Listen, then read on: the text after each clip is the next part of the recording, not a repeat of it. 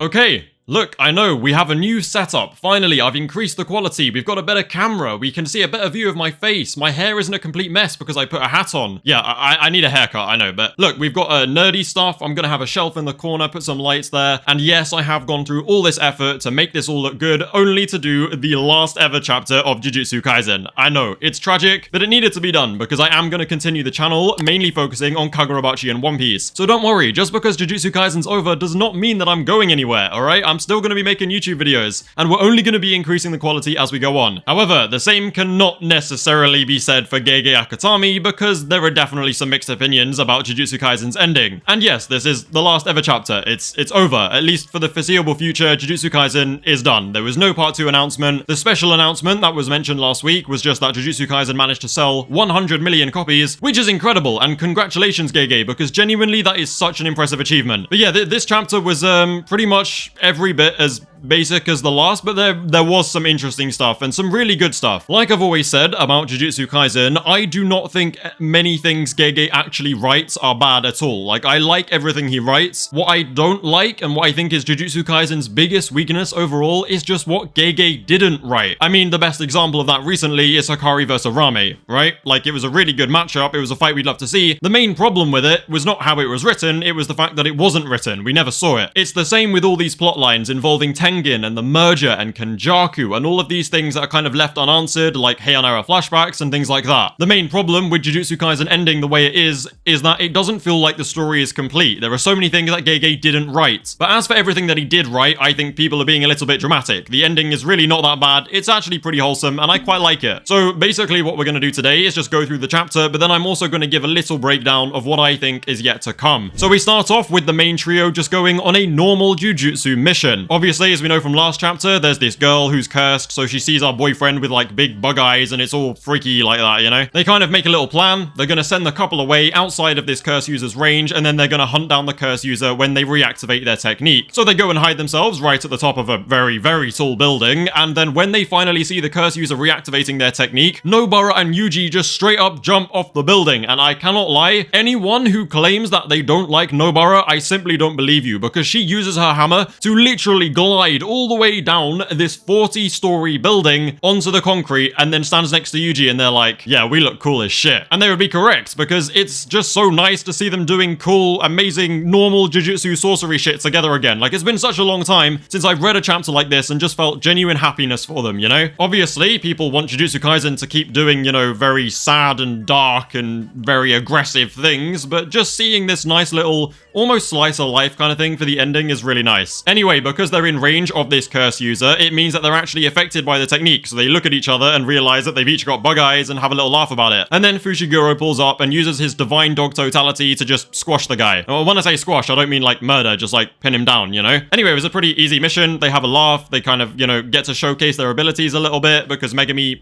does still have the 10 shadows, it seems like. I don't really understand why Sukuna's 10 shadows and Megumi's 10 shadows would be separate. I have no idea. I just don't get it, but apparently they were. So he does have the 10 shadows. His divine dog is still completely fine. We have no information about Maharaga or any other of the shadows, to be honest, but at least he has divine dog. It does also look like it's maybe a bit bigger than it used to be, so I think it's safe to say Megumi did get some of Sukuna's cursed energy, just like Yuji did. So they take him back to, the girlfriend and the boyfriend, and they basically ask, do you know this guy? And they're like, no, what the fuck? Supposedly, he was some obsessed customer who bought her a bag or something, and then she didn't remember him, so he decided to, like, play this little prank by turning her boyfriend into this weird frog creature. Yeah, it's all very basic. Some of us thought it was gonna go somewhere for, like, JJK Part 2, but no, it was genuinely just a simple mission. Anyway, when they catch the guy and then put him in a car, Yuji goes up to him and is like, hey, yo, bruv, don't worry about it, okay? And the reason why he says this is because he actually thinks back to that conversation he had with Gojo during the 1-month time skip. Now, if you remember, both Megumi and Nobara got letters from Gojo, but Yuji didn't get one, and that's because they actually had a conversation in person before Gojo went to fight Sukuna. And this is the conversation that we see now. It's basically just Yuji saying that he wants to do soul swap training with Gojo after Kusakabe, but Gojo's like, yeah, I mean, we could, but like, why, man? Haven't we had enough of Satoru Gojo? Isn't this about you now? Isn't this about the new generation now? And what happens here is Gojo basically just passes his dream on to Yuji, Yuji and says, if anything goes wrong in this fight, if I don't come back, I have full faith in you to take my dream and guide others and make sure that no one is alone and basically carry on Gojo's legacy. And Gojo is very okay, it seems like, with just being forgotten, as long as everyone continues and they're happy and they have their youth and they have each other, which at the end of the day was Gojo's goal throughout all of Jujutsu Kaisen, was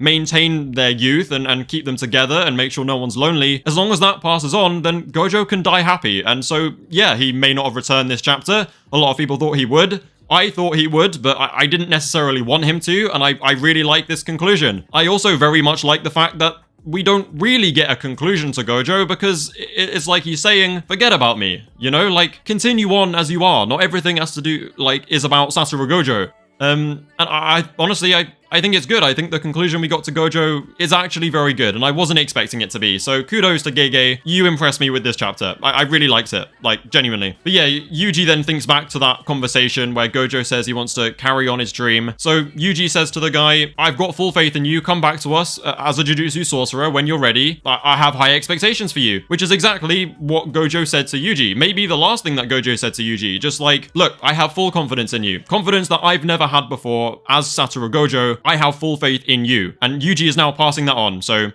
you know what? I like it. It may not be what people thought was going to happen, but we move. But then we get something that I really did not expect from this chapter at all. And I mean, like, at all, because I'll be honest with you, these two people were just the last fucking people that I wanted to see right now, but Gege made it work. We basically go to this afterlife-looking place, which Mahito calls the kind of pathway of souls, their way down the cycle, you know? Yeah, Mahito. Mahito is in this chapter. Actually, Mahito is the last character to say anything in Jujutsu Kaisen, and the last thing he says is what the fuck. That was not in my 2024 bingo, bruv. I have no problem with it, because the conversation Mahito and Sukuna have in this weird soul place is actually really good. Mahito goes, aha, hi Sukuna, how are you? Obviously, Sukuna doesn't really give a fuck. And Mahito's all like, yeah, you were lying, Sukuna. You were not living up to your own stature. You were just there for revenge. You just wanted to get revenge on all the, like, hate and unwantedness that you felt.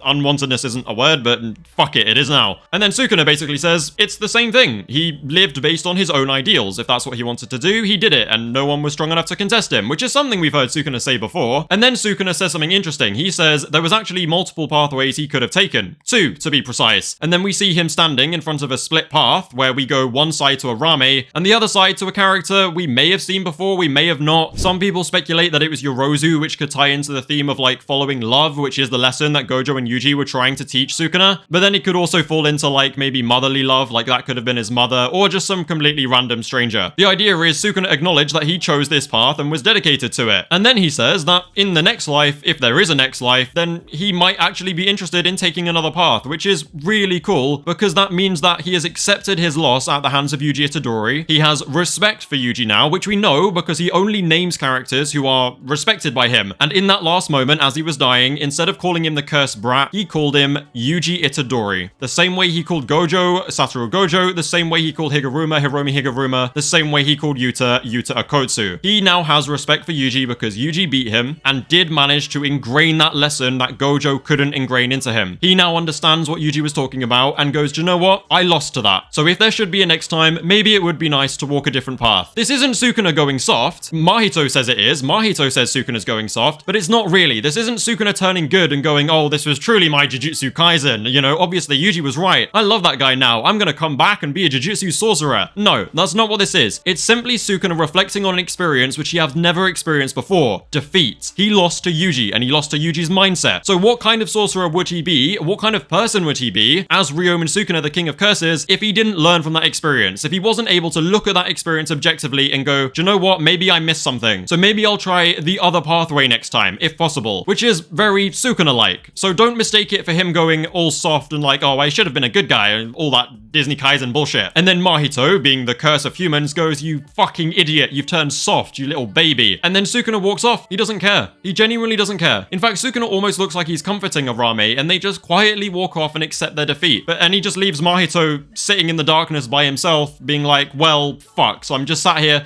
sulking like a child, having a little tantrum, and the last thing he ever says in all of Jujutsu Kaisen is, "What the fuck, man?" And then we move on to the final page, which got a lot of controversy because it was leaked early, and this final page is basically just the finger, the last finger of Ryomen Sukuna, the only one left, one that he can't sustain himself with, locked away in the very same hut that we see it in Chapter 1 and Episode 1 of Jujutsu Kaisen. And in the middle of this field where this hut is located, the door creaks open slightly to reveal the finger. Now, obviously, a lot of people are going to use this as copium for JJK Part 2, myself included, because I'm never letting this show fucking die.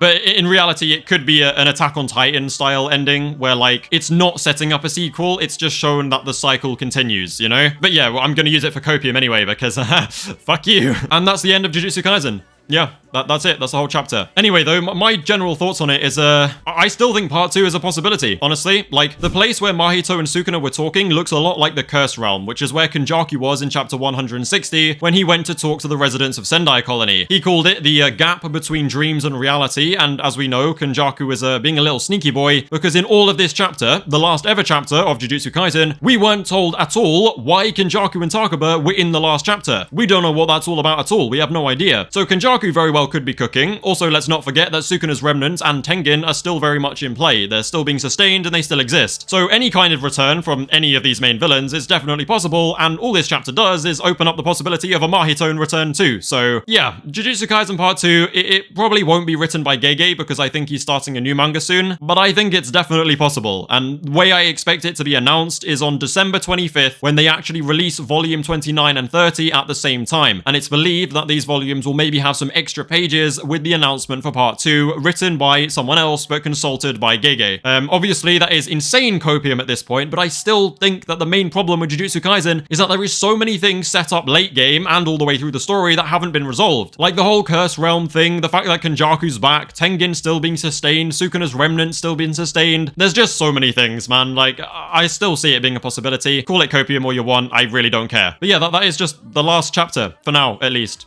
That's it. We're done. Regardless of what you think about the manga, I still really like it. And I gotta be honest with you, you were magnificent, Jujutsu Kaisen, and I will never forget you for as long as I live. Although with all the soppy shit out of the way, I'm now gonna give you a shameless plug-in because I am now going to be making videos pretty much dedicated to KAGURABACHI, One Piece, some Jujutsu Kaisen occasionally, but not as regular, obviously, and maybe even Bleach, because I've read and watched that recently, and it is incredible. So make sure to stay tuned, because there will be new stuff. And please, for the love of God, if you liked Jujutsu Kaisen, no, if you like manga, no, if you like peak fiction, then please read KAGURABACHI, because that is going to be what fills Jujutsu Kaisen's shoes. And so far, it is probably a lot better. I would say it's better. Yeah, I can't lie, it's amazing. So read it and then watch some videos, because this is going to be a wild journey. But yeah, that does it for our last ever chapter review of Jujutsu Kaisen. Okay, fuck you guys. Thanks for watching. See you in a bit.